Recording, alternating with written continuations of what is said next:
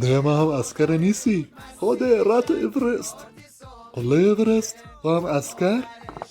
به فروشگاه کاشی و سرامیک اورست. میخوایم کاشی آشپزخونه مونه عوض کنیم. ده فالی سیخم انا گراتم سیچ اومده.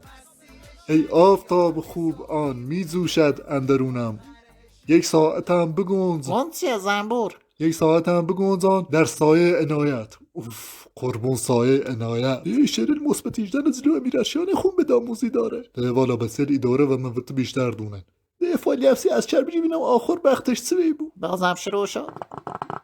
دیده بخت به افسانه او شد در خواب. کو نسیمی ز عنایت چکند بیدارم. اوف قربون نسیم عنایت. دایم خیلی اسم عنایت منش بینه از چر. ده به همه نوشته میشه. عنایت همه شناسه از چرش که نیشناسه. از چرته حافظم شانس نیاشت. زلید زو خود یشته بچه شاید اسمش اومد. دل ما را چز مار سر زلف تو بخست. مار نشونه از چره. از لب خود به شفاخانه تریاک انداز. ده از چر تریاکی آبیم. ده بگی یا خدایی سکنیم. ده به سانگار خوشگوت سکنیم. خیز و در کاسه زر آب تربناک انداز. پیشتر زان که شود کاسه سر خاک انداز. ده من کاسه اوتیلا ترب بریز. اوسه بریزش من خاک انداز.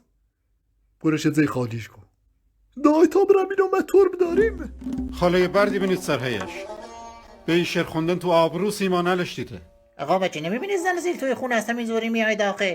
اصلا شما چی هستین؟ منو نیشناسی نوگل خندن؟ یا بابا نوئل هستی یا محمد خلیل؟ باله بختت. خواجه شمس الدین محمد ابن بهاءالدین حافظ شیرازیم. بچه شما چند نفرید؟ یه نفر. ما همین کتاب المدرسه تو اسم و شعر لسان الغیب حافظ نیستیم. اصلا شعر بلهی بخونی؟ آره این چیز جدید منه، فالوم نمیکنه ولی فنه، تقریبا ایتسی تنش. بله؟ دل دندله. از کرکوچینو بچه رفته کاشی اورست بگیره. تا اومه باش بگه آخه وقت دست کرد با این سیستم آموزشی فرنگی که تربم نیارزم. امیر اشعی تربه نتخلیه یا اسکر. اونو تمنی